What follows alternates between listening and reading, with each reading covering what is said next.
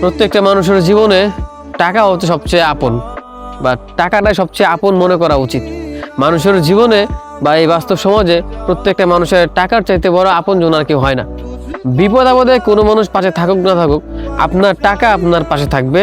আপনার কাছে থাকলেই সে সব বিপদ থেকে আপনাকে বাঁচাবে।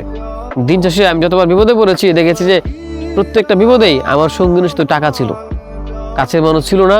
যাদেরকে আপন মনে করেছিলাম, পাশে রাখতে চেয়েছিলাম, বা যাদের পাশে আমি থেকেছিলাম, দিন শেষে আমার খারাপ দিনে তাদেরকে আমি পাশে পাইনি।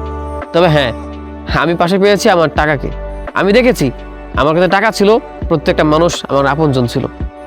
আমার যখন টাকা ছিল না তখন আমি দেখেছি যে আপন মানুষগুলো আর আপন নয়। তো দিন শেষে যদি আপন যদি হয়ে থাকে কেউ, বা যদি সত্যিকার হবে কোনো মানুষ আপনাকে ভালোবেসে থাকে, তো সেগুলো আপনার ভালোবাসার মানুষ, কিন্তু এই মানুষগুলো সমান ব্যবধানে মুখ ফিরিয়ে নেয়। কিন্তু এই মানুষগুলোর চাইতেও সবচেয়ে বেশি আপন বা সবচেয়ে বেশি প্রয়োজনে আমার পাশে ছিল, সেটা হচ্ছে আমার জমানো টাকা, কিংবা আমার পরিশ্রমের টাকাগুলো, বা যে টাকা আমি আমার সাথে রেখেছি সেগুলো দিয়ে আমি এইসব ভালোবাসার মানুষদের ভালোবাসা কিনেছি। এই টাকা যখন আমার সাথে ছিল না, অনেক মানুষকে আমি দূরে সরে যেতে দেখেছি। দিন শেষে যদি পাশে কেউ থাকে, তাহলে আমার মনে হয় এই কাগজের নোটই পাশে থাকে। এই কাগজের নোটের মূল্যবান অনেক। এটা যখন আপনার সাথে থাকবে, আপনি ভালো খারাপ সেটা বড় কথা না, সবাই আপনাকে ভালোবাসবে, সম্মান করবে, এটাই স্বাভাবিক। এই কাগজের এই নোটটার অনেক ক্ষমতা। যখন যার কাছে থাকে সে অনেক মূল্যবান হয়ে যায়।